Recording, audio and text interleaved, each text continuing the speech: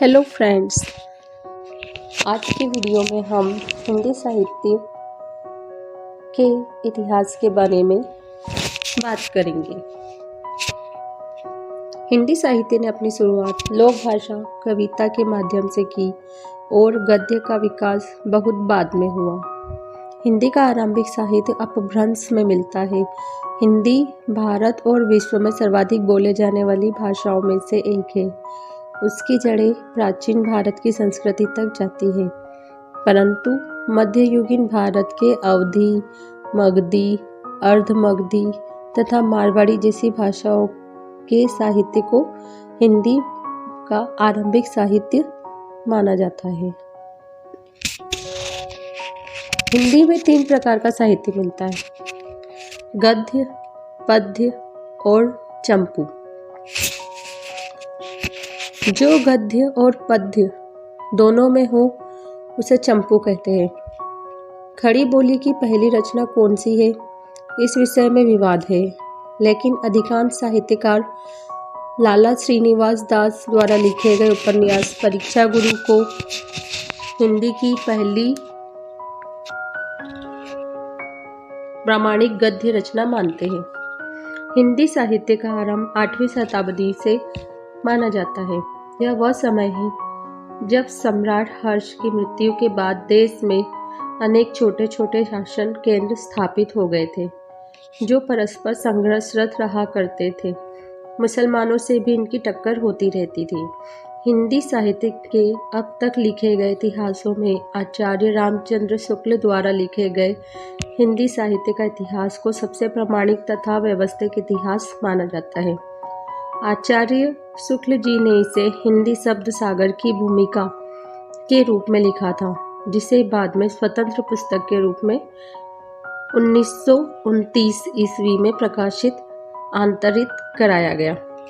आचार्य शुक्ल ने गहन शोध और चिंतन के बाद हिंदी साहित्य के पूरे इतिहास पर प्रकाश डाला है। आचार्य रामचंद्र शुक्ल की पुस्तक में लगभग 1000 कवियों के जीवन चरित्र का विवेचन किया गया है। कवियों की संख्या की अपेक्षा उनके साहित्यिक मूल्यांकन को महत्व प्रदान किया गया है, अर्थात हिंदी साहित्य के विकास में विशेष योगदान देने वाले कवियों को इसमें शामिल किया गया है। वर्गीकरण, काल और नामकरण के बारे में अब हम बात करते हैं। हिंदी साहित्य का वर्गीकरण एवं काल विभाजन और नामकरण को लेकर विद्वानों के विविध मत रहे हैं। काल विभाजन के संबंध में सबसे पहला वर्गीकरण जॉर्ज ग्रियर्सन का है, जो हिंदी साहित्यकारों ने अस्वीकार कर दिया। इनके अतिरिक्त मिश्र बंधुओं रामचंद्र शुक्ल, हजारी प्रसाद द्विवेदी, रामकुमार वर्मा, गणपति चंद्रगुप्त, राम खेलावन, डॉक्टर नागेंद्र, डॉक्टर बच्चन और रामस्वरूप चतुर्वेदी ने भी हिंदी साहित्य का वर्गीकरण और नामकरण किया है। इनमें सबसे प्रसिद्ध रामचंद्र शुक्ल और हजारी प्रसाद द्विवेदी का हिंदी साहित्य काल वर्गीकरण में विभाजन है। हिंदी साहित्य के विकास को अध्ययन की सुविधा के लिए 4 ऐतिहासिक भागों में वर्गीकृत या विभाजित किया गया है, जो इस तरह है: पहले आदिकाल, वीरगाथा काल, भक्ति काल या पूर्व मध्यकाल, रीतिकाल, उत्तर मध्यकाल और आधुनिक काल, गद्य काल। आदिकाल या वीरगाथा काल 1000 ईस्वी से 1350 ईस्वी तक माना गया है। भक्ति काल, पूर्व मध्यकाल 1350 ईस्वी से 1650 ईस्वी तक माना जाता है। रीतिकाल या उत्तर मध्यकाल 1650 से 1850 ईस्वी तक माना जाता है। आधुनिक काल या गद्य काल 1850 ईस्वी से अब तक माना जाता है। आइए अब हम आदिकाल या वीरगाथा काल के विस्तृत जानकारी प्राप्त करते हैं। हिंदी साहित्य के इतिहास में लगभग 10वीं शताब्दी से लेकर 14वीं शताब्दी के मध्य तक के काल को आदिकाल कहा जाता है। यह नाम आदिकाल डॉक्टर हजारी प्रसाद द्विवेदी से मिला है। आदिसाल को ग्रियर्सन ने चारण काल, मिश्रबंधु ने प्रारंभिक काल, महावीर प्रसाद द्विवेदी ने बीज वपन काल, शुक्ल ने आदिकाल को वीरगाथा काल, राहुल सांकृत्य ने सिद्ध सामंत काल, राम कुमार वर्मा ने संधि काल व चारण काल और हजारी प्रसाद द्विवेदी ने आदिकाल की संज्ञा दी गई है। आदिकाल में 3 प्रमुख प्रवृत्तियां मिलती है: धार्मिकता, वीरगाथात्मकता व श्रृंगारिकता। आदिकाल की कुछ प्रतिनिधि रचनाएं हैं: हुमायूं रासो, विसलदेव रासो, पृथ्वीराज रासो, खुसरो की रचनाएं और विद्यापति की पदावली। आदिकाल की भाषा में राजस्थानी मिश्रित अपभ्रंश, डिंगल, वीरगाथात्मक रासक ग्रंथों में इस भाषा का स्वरूप देखने को मिलता है और मैथिली मिश्रित अपभ्रंश इस भाषा का स्वरूप विद्यापति की पदावली और कीर्तिलता में देखने को मिलता है। खड़ी बोली मिश्रित देश भाषा, इसका सुंदर प्रयोग अमीर खुसरो की पहेलियों एवं मुकड़ियों में हुआ है। आदिकाल में मुख्यतः 3 तरह की रचनाएं पाई गई है, जैसे पहली ऐतिहासिक काव्य रचना वीरगाथात्मकता, दूसरी श्रृंगार परक काव्य रचनाएं श्रृंगारिकता, तीसरी लौकिक काव्य रचनाएं धार्मिकता। आदिकालीन रचनाओं की प्रमुख प्रवृत्ति थी ऐतिहासिक काव्य की रचना, जिसमें ऐतिहासिक व्यक्ति को केंद्र में रखकर काव्य रचनाएं की जाती थी। किसी राजा के वीरत्व का अतिशयोक्तिपूर्ण वर्णन प्रमुख प्रवृत्ति थी। आदिकालीन युग की वीरगाथाएं 2 काव्य रूपों में प्राप्त होती है। पहली प्रबंध काव्य के इतिहास के रूप में, दूसरी वीर गीतों के रूप में। इनमें प्रथम प्रवृत्ति का प्रतिनिधि ग्रंथ है चंद्रबरदाई का पृथ्वीराज रासो तथा द्वितीय प्रवृत्ति का प्रतिनिधि ग्रंथ है नरपति नाल का विसलदेव रासो। आदिकाल का साहित्य मुख्यतः 4 रूपों में मिलता है: सिद्ध साहित्य तथा नाथ साहित्य, सेकंड जैन साहित्य, थर्ड चारणी साहित्य, फोर्थ प्रकीर्णन साहित्य। अब हम सिद्ध साहित्य के बारे में बात करते हैं। सिद्ध साहित्य को संबंध बौद्ध धर्म की व्रजयानी शाखा से है। ये भारत के पूर्वी भाग में सक्रिय थे। इनकी संख्या 84 मानी जाती है, जिनमें सरहप्पा, सबरहप्पा, लुईअप्पा, दोम्बियप्पा, कुरियप्पा, कणप्पा आदि मुख्य हैं। सरहप्पा प्रथम सिद्ध कवि थे। सिद्ध कवि निरीश्वरवादी थे। नाथ साहित्य के आरंभकर्ता गोरखनाथ थे। गोरखनाथ को मिश्र बंधुओं ने हिंदी का प्रथम गद्य लेखक माना है। नाथ कवि ईश्वरवादी थे। सिद्धों के महासुखवाद के विरोध में नाथ पंथ का उदय हुआ। नाथों की संख्या 9 है। इनका क्षेत्र भारत का पश्चिमोत्तर भाग है। इन्होंने सिद्धों द्वारा अपनाए गए पंचमकारों का नकार किया, नारी भोग का विरोध किया। इन्होंने बाहरी आडंबरों का तथा वर्णाश्रम का विरोध किया और योग मार्ग तथा कच्छ साधना का अनुसरण किया। ये ईश्वर को घट घटवासी मानते हैं। ये गुरु को ईश्वर मानते हैं। नाथ में सर्वाधिक महत्वपूर्ण गोरखनाथ है। इनकी रचना गोरखबानी नाम से प्रकाशित है। अब हम जानते हैं जैन साहित्य के बारे में। जैन पुराण साहित्य। ऐतिहासिक जानकारी हेतु जैन साहित्य भी बौद्ध साहित्य की ही तरह महत्वपूर्ण है। अब तक उपलब्ध जैन साहित्य प्राकृत एवं संस्कृत भाषा में मिलते हैं। जैन साहित्य के विशेषज्ञ तथा अनुसंधानपूर्ण लेखक अगरचंदा नाहटा थे। जैन साहित्य जिसे आगम कहा जाता है, इनकी संख्या 12 बताई जाती है। आगे चलकर इनके उपांग भी लिखे गए हैं। आगमों के साथ साथ जैन ग्रंथों में 10 प्रकीर्ण, 6 छंद सूत्र, 1 नंदी सूत्र, 1 अनुयोग द्वार, एवं 4 मूल सूत्र हैं। इन आगम ग्रंथों की रचना संभवतः श्वेतांबर संप्रदाय के आचार्यों द्वारा महावीर स्वामी के मृत्यु के बाद की गई है। चारणी साहित्य। चारण साहित्य में श्रृंगार और वीर मुख्य रस थे।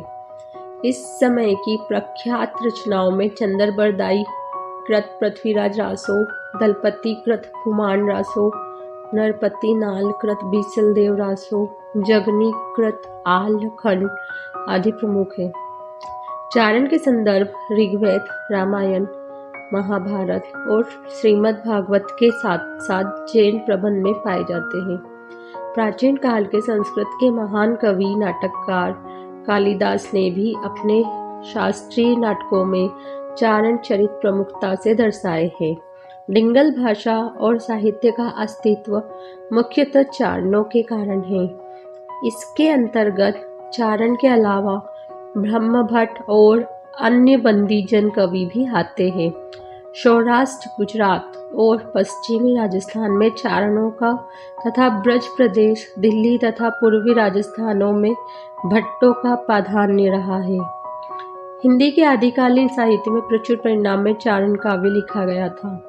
चारण कवि प्राय राजा के दरबार या उनके संरक्षण में रहते थे। बहुधा उनके साथ युद्ध में भी भाग लेते थे और अपने आश्रयदाता की प्रशंसा में काव्य रचना भी किया करते थे। ये काव्य डिंगल अथवा राजस्थानी में मिलते हैं। इन भाषाओं को डिंगल और पिंगल नाम भी दिया गया है। प्रकीर्ण साहित्य। मीर खुसरो इस समय के प्रमुख कवि हैं। ये खड़ी बोली के कवि माने जाते हैं। खुसरो की पहेलियाँ और मुकरियाँ प्रख्यात है। मैथिल, कोकिला, विद्यापति भी इसी समय के अंतर्गत हुए हैं। विद्यापति के मधुर पदों के कारण इन्हें अभिनव जयदेव भी कहा जाता है। मैथिली और अवहट में भी इनकी रचनाएं मिलती हैं। इनकी पदावली का मुख्य रस श्रृंगार माना गया है। अब्दुल रहमान कृत संदेश रासक भी इसी समय की एक सुंदर रचना है। इस छोटे से प्रेम संदेश काव्य की भाषा अपभ्रंश से अत्यधिक प्रभावित होने से कुछ विद्वान इसको हिंदी की रचना न मानकर अपभ्रंश की रचना मानते हैं। अब हम अपभ्रंश काव्य के बारे में जानकारी प्राप्त करेंगे। अपभ्रंश काव्य हिंदी साहित्य के इतिहास में ईसा की 8वीं शताब्दी से लेकर 14वीं शताब्दी तक का काल अपभ्रंश का काल माना जाता है। इस काल में अपभ्रंश भाषा साहित्य का एक अन्यतम माध्यम बनी हुई थी। संपूर्ण भारतवर्ष में अपभ्रंश में रचनाएं हो रही थी। ऐतिहासिक दृष्टि से अपभ्रंश के प्रथम कवि स्वयंभू माने जाते हैं। दूसरे प्रमुख कवि है पुष्यदंत। ऐसे ही धनपाल तथा चंद्रमुनि कवि भी महत्वपूर्ण माने जाते हैं। अपभ्रंश के 2 काव्य ग्रंथ स्वयंभू लिखित रामायण तथा पुष्पदंत लिखित महापुराण की गणना सुंदर ग्रंथों में की जाती है। संपूर्ण भारतीय साहित्य में इन दोनों ग्रंथों को महत्वपूर्ण स्थान प्राप्त है। सरहप्पा, कनहप्पा, हेमचंद्र, जिनदत्त, शालिभद्र, राजशेखर तथा अब्दुल रहमान इस काल के विशिष्ट कवि माने जाते हैं। हामिर रासो तथा विद्यापति कीर्तिलता, कीर्तिपता का पदावली भी इसी काल में महत्वपूर्ण ग्रंथ लिख चुके थे। अब हम देश भाषा काव्य के बारे में जानकारी प्राप्त करेंगे। आल्हखंड, आल्हा छंद। जगनीक ने आल्हखंड नामक एक काव्य रचा था। उसमें इन वीरों की 52 लड़ाइयों की गाथा वर्णित है। आदिकाल में आल्हा छंद बहुत प्रचलित था। यह वीर रस का बड़ा ही लोकप्रिय छंद था।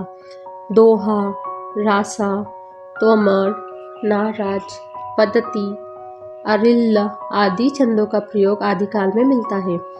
आल्हा मध्य भारत में स्थित ऐतिहासिक बुंदेलखंड के सेनापति थे और अपनी वीरता के लिए विख्यात थे। आल्हा के छोटे भाई का नाम उदुल था और वह भी वीरता में अपने भाई से बढ़कर ही था। जगनीक महोबा के चंदेल राजा परमद्वीन देव परमाल के समकालीन जीझौतिया नायक परिवार में जन्मे कवि थे। इनका पूरा नाम जगनीक नायक था, जिन्होंने मोहेबो के दो प्रसिद्ध वीरों आल्हा और उदय सिंह के वीर चरित्र का विस्तृत वर्णन एक वीर गीतात्मक काव्य के रूप में लिखा था। इसे जनता ने इतना अपनाया और उत्तर भारत में इसका इतना प्रचार हुआ, परंतु इसके बाद भी मूल काव्य संभवतः लुप्त हो गया। विभिन्न बोलियों में इसके विभिन्न भिन्न रूप मिलते हैं। अनुमान है कि मूल ग्रंथ बहुत बड़ा रहा होगा। 1865 ईस्वी में फर्रुखाबाद के कलेक्टर सर चार्ल्स इलियट ने आल खंड नाम से इसका संग्रह कराया, जिसमें जेहूती हिंदवी भाषा की बहुलता है। खुमान रसो। दलपत विजय भारतीय कवि था, जिसे खुमान रसों का रचयिता माना गया है। खुमान रसों 9वीं शताब्दी की रचना मानी जाती है। इनमें 9वीं शती के चित्तौड़ नरेश खुमान के युद्धों का चित्रण है। तत्कालीन राजाओं के सजीव वर्णन, उस समय की परिस्थितियों के यथार्थ ज्ञान तथा आरंभिक हिंदी रूप के प्रयोग से इनके 9वीं सदी की रचना होने का अनुमान किया जाता है। इसका रचयिता दलपत विजय को माना जाता है। इस ग्रंथ की प्रमाणिक हस्तलिखित प्रति पूना के संग्रहालय में सुरक्षित है। यह 5000 छंदों का विशाल काव्य ग्रंथ है। राजाओं के युद्धों और विवाहों के सरल वर्णों से इस काव्य की भावभूमि का विस्तार हुआ है। वीर रस के साथ साथ श्रृंगार रस की भी प्रधानता है।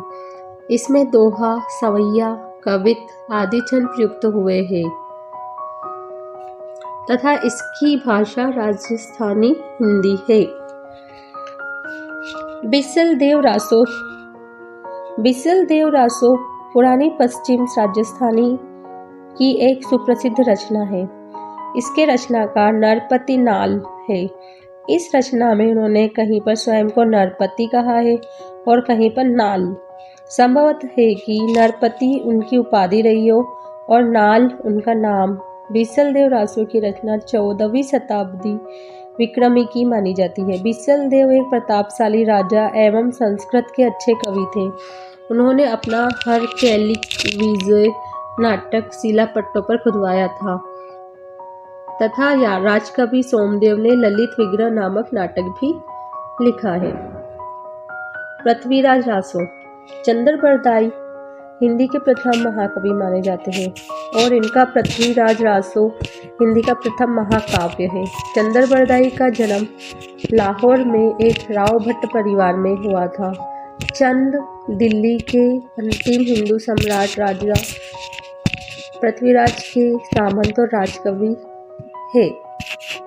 रन्नमल्ल छंद श्रीधर ने 1397 ईस्वी में रन्नमल्ल छंद नामक एक काव्य रचा, जिसमें राठौर राजा रन्नमल्ल की उस विजय का वर्णन है जो उसने पाटन के सूबेदार जफर खां पर प्राप्त की थी। जयचंद्र प्रकाश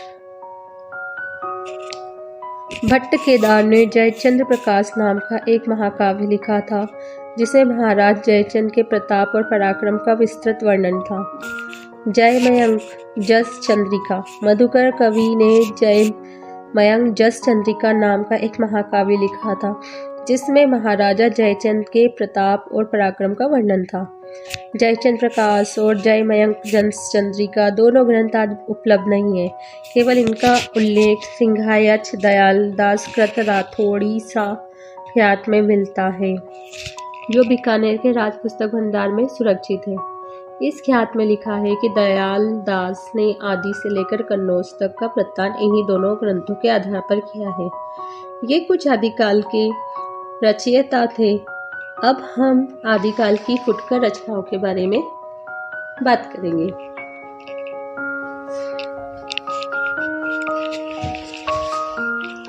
आदिकाल के फुटकर कवियों में दिल्ली के खुसरो, मियाँ और तिरहुत के विद्यापति प्रमुख है।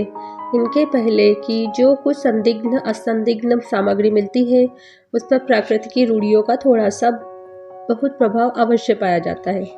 आमिर खुसरो की पहेलियाँ, मुकरी और दो सुकून, विद्यापति की पदावली जैसी फुटकर विविध रचनाएं भी इस काल में मिलती हैं। इन्होंने ये रचनाएं वीरगाथा काल के अंतिम समय में लिखी थी। पश्चिम की बोलचाल, गीत, मूक प्रचलित पद आदि का नमूना जिस प्रकार हम खुसरो की कृति में पाते हैं, उसी प्रकार बहुत पूरब का नमूना विद्यापति की पदावली में मिलता है। उसके बाद फिर भक्ति काल के कवियों ने प्रचलित देश भाषा और साहित्य के बीच पूरा साम्राज्य से घटित कर दिया है। तो दोस्तों, ये थी आदिकाल के बारे में कुछ महत्वपूर्ण जानकारियाँ। आशा करते हैं कि आपको आदिकाल की जानकारियाँ पसंद आई होगी। अब हम अगली वीडियो में पूर्व मध्यकाल या भक्ति काल के बारे में जानकारी प्राप्त करेंगे। आज के लिए बस इतना ही। धन्यवाद। हेलो फ्रेंड्स, आज की वीडियो में हम हिंदी साहित्य के इतिहास के बारे में बात करेंगे। हिंदी साहित्य ने अपनी शुरुआत लोक भाषा कविता के माध्यम से की और गद्य का विकास बहुत बाद में हुआ। हिंदी का आरंभिक साहित्य अपभ्रंश में मिलता है। हिंदी भारत और विश्व में सर्वाधिक बोले जाने वाली भाषाओं में से एक है। उसकी जड़ें प्राचीन भारत की संस्कृति तक जाती है, परंतु मध्ययुगीन भारत के अवधी, मगधी, अर्धमगधी तथा मारवाड़ी जैसी भाषाओं के साहित्य को हिंदी का आरंभिक साहित्य माना जाता है। हिंदी में 3 प्रकार का साहित्य मिलता है: गद्य, पद्य और चंपू। जो गद्य और पद्य दोनों में हो उसे चंपू कहते हैं। खड़ी बोली की पहली रचना कौन सी है, इस विषय में विवाद है, लेकिन अधिकांश साहित्यकार लाला श्रीनिवास दास द्वारा लिखे गए उपन्यास परीक्षा गुरु को हिंदी की पहली प्रामाणिक गद्य रचना मानते हैं। हिंदी साहित्य का आरंभ 8वीं शताब्दी से माना जाता है।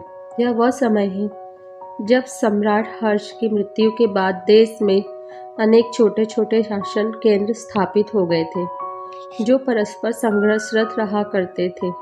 मुसलमानों से भी इनकी टक्कर होती रहती थी। हिंदी साहित्य के अब तक लिखे गए इतिहासों में आचार्य रामचंद्र शुक्ल द्वारा लिखे गए हिंदी साहित्य का इतिहास को सबसे प्रामाणिक तथा व्यवस्थित इतिहास माना जाता है।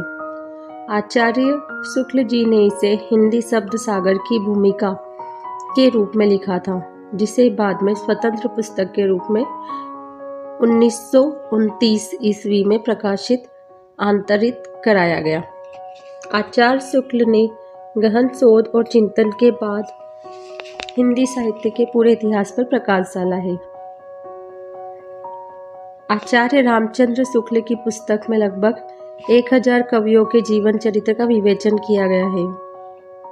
कवियों की संख्या की अपेक्षा उनके साहित्यिक मूल्यांकन को महत्व प्रदान किया गया है, अर्थात हिंदी साहित्य के विकास में विशेष योगदान देने वाले कवियों को इसमें शामिल किया गया है। वर्गीकरण, काल और नामकरण के बारे में अब हम बात करते हैं। हिंदी साहित्य का वर्गीकरण एवं काल विभाजन और नामकरण को लेकर विद्वानों के विविध मत रहे हैं। काल विभाजन के संबंध में सबसे पहला वर्गीकरण जॉर्ज ग्रियर्सन का है, जो हिंदी साहित्यकारों ने